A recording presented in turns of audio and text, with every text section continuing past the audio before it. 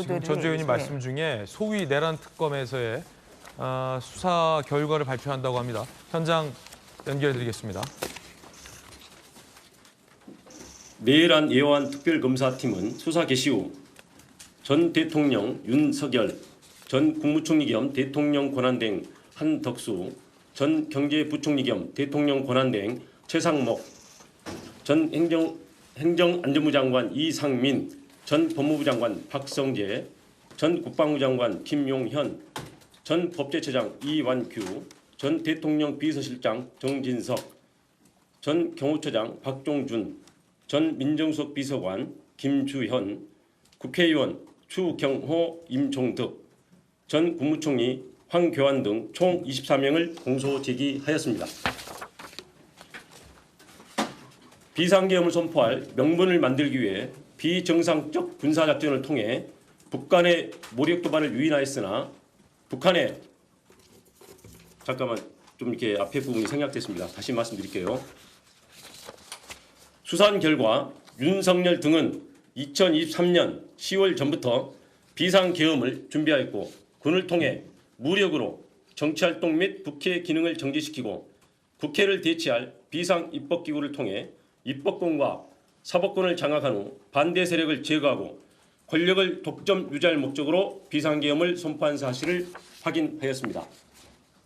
비상계엄을 선포할 명분을 만들기 위해 비정상적 군사작전을 통해 북한의 무력 도발을 유인하였으나 북한이 군사적으로 대응하지 않아 실패하였고 이에 윤석열, 김용현, 노상원, 여인영 등은 국회에서 이루어지는 정치활동을 내란을 획책하는 반국가 행위, 반국가 세력으로 몰아 비상계엄을 선포하였습니다. 우리는 역사적 경험을 통해 권력을 가진 자의 친위 쿠데타는 내세웠던 명분은 허울뿐이고 목적은 오로지 권력의 독점과 유죄성을 잘 알고 있습니다. 윤석열은 취임과 함께 대통령실을 용산 군기지 내 합동참모본부 청사 바로 옆 국방부 청사로 대통령 관저를 한남동으로 이전하였습니다. 그 결과 대통령이 군 지휘부와 함께 군 기지 내에 위치하게 되었고 대통령과 경호처장 지척에 국방부 장관과 합참의장 공간 등 주요 군 지휘부의 공간이 이치함에 따라 대통령과 군이 밀착되는 여건이 조성되었습니다.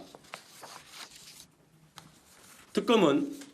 김용현과 수시로 만나면서 계엄을 준비한 전 정보사령관 노상원으로부터 입수한 수첩과 방첩사령관 여인영의 휴대폰 메모 등 객관적 물적 자료와 관련자들의 진술을 통해 2024년 4월 제22대 총선 훨씬 전부터 윤석열은 김용현과 김용현은 노상원 그리고 여인영과 비상계엄을 순차 모의하고 준비해온 사실을 확인하였습니다.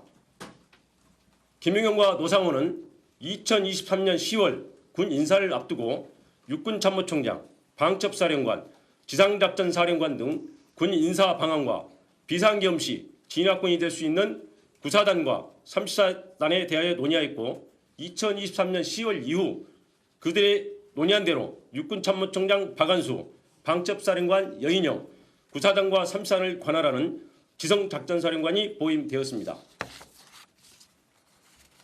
윤석열과 김용현 등은 그 이후 비상계엄 시기를 총선 후로 확정한 후 총선 결과에 상관없이 비상계엄을 결행하되 그 방법을 어찌할 것인가 등을 논의하였고 2024년 3월경부터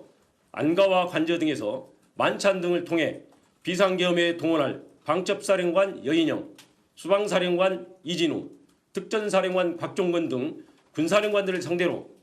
우호적이지 않게 전개되고 있는 정치 상황을 종북 좌파 등에 의한 국가적 이의 상황으로 인식하도록 유인하면서 군이 나서야 된다는 등 비상계엄 필요성에 대한 인식을 공유시키고 비상계엄에 대한 윤석열의 의지를 주지시켰습니다. 그 과정에서 윤석열과 김용현은 2023년 7월 나토 정상회의 참석을 마치고 들린 화해회에서 동행한 강호필 합참차장에게 한동훈은 빨갱이다. 군이 참여를 해야 되는 것 아니냐며 한동훈에 대한 적개심과 비상계엄의 필요성을 말하였고 이에 강호필이 국방장관 신원식 합참의장 김명수에게 윤석열의 발언을 보도하자 신원식은 김용현에게 계엄 반대 사를 강하게 표명하였고 윤석열은 국방장관을 신원식에서 김용현으로 전격 교체하였습니다. 국방장관이 교체되자 야당은 비상계엄 선포를 강하게 제기하였고 대통령실, 김용현, 국무총리 한덕수는 거짓선동, 정치선동, 있어서도 안 되고 있을 수 없다며 비상계엄 가능성을 일축하였습니다. 그러나 김용현과 함께 비상계엄을 준비한 노상원은 2024년 9월 9일 정보사 관계자를 직접 접촉하여 특수요원 중 사격 잘하고 폭파 잘하는 요원 7, 8명 선발을 요청하는 등 인력 자출을 시작하였습니다. 그리고 적 행동이 먼저임, 전시 또는 경찰력으로 통제 불가 상황이 와야 함, 단기간에 효과를 볼 수 있는 천재 이루의 기회를 찾아서 공략, 불안정 상황을 만들거나 또는 만들어진 기회를 잡아야 체면이 손상되어 대응할 수밖에 없는 타겟팅 등 여인영의 휴대폰 메모와 관련자들 진술을 통해 윤석열, 김용현, 여인영이 비상계엄 선포의 명분을 만들기 위해 북한의 무력 도발을 위할 목적으로 2024년 10월부터 다양한 비정상적 군사작전을 실행한 사실을 확인할 수 있습니다. 그러나 합참의 소극적 태도, 우크라이나 파병 등으로 북한이 무력 대응에 응하지 않아 비상계엄 명분 확보에 성공하지 못하였고, 이에 윤석열 등은 당시 정치 상황을 활용하여 행정과 사법 기능 마비 등 계엄 선포 사유가 없음에도 야당의 입법 및 공직자 탄핵과 예산 편성을 행정과 사법 기능을 마비시키는 내란에 해당하는 반국가 행위로 몰아 반국가 세력을 신속히 척결한다는 명분으로 2024년 12월 3일 심야에 비상계엄을 선포한 것입니다. 김용현과 비상계엄을 준비한 노상원의 수첩에 차기 대선에 대비 모든 좌파 세력 붕괴, 행사 후 국회 정치개혁, 민심관리 1년 정도, 헌법 개정, 국가안전관리법 제정, 선거구 조정, 선거법 박탈, 최상목 지시 문건에 국회에 전입되는 예산 차단, 국가 비상 입법기구 예산 편성, 이상민 조지호 김봉식 지시 문건에 5개 언론사 단전 단수, 민주당사 봉쇄, 여인영 메모에 정치인 체포 명단, 체포정 운영을 통해서 윤석열 등은 무력으로 정치활동 및 국회의 기능을 정지시키고 국회를 대체할 국가 비상 입법기구를 통해 입법권과 사법권을 장악한 후 반대 세력을 제거하고 권력을 독점 유지할 목적으로 비상계엄을 선포했음을 확인할 수 있습니다. 검찰총장 재직 시 집권당과 대립하다가 검찰총장직에서 물러나 2021년 6월 29일 대통령 출마 선언을 하면서 집권당을 거대 의석을 가지고 자유와 법치를 부정하는 세력으로 규정한 윤석열은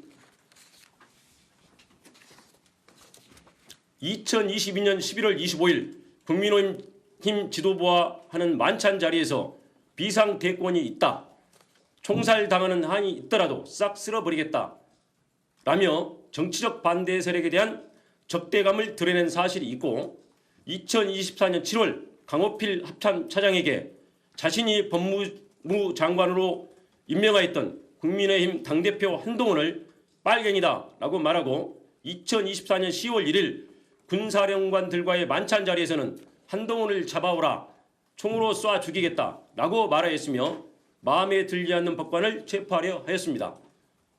이러한 사실을 통해 윤석열이 신념에 따른 것이 아니라 자신을 거스르거나 반대하는 사람을 반국가 세력으로 몰아 비상계엄을 통해 제거하려 한 사실을 확인할 수 있습니다.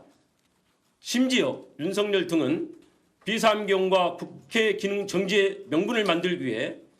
선관위의 무장 군인을 진입시키고 범죄 수사와 전혀 관련 없는 대북 작전을 수행하는 정보사 요원을 중심으로 수사단을 만들어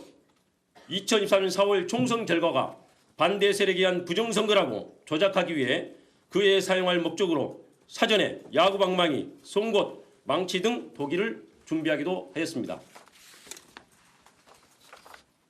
우리 국민은 1980년 전두환 노태우 세력의 합수부가 권력 찬탈의 명분을 만들기 위해 반대 세력을 영장 없이 체포 감금하고 고문으로 사건을 조작한 역사를 생생히 기억하고 있습니다.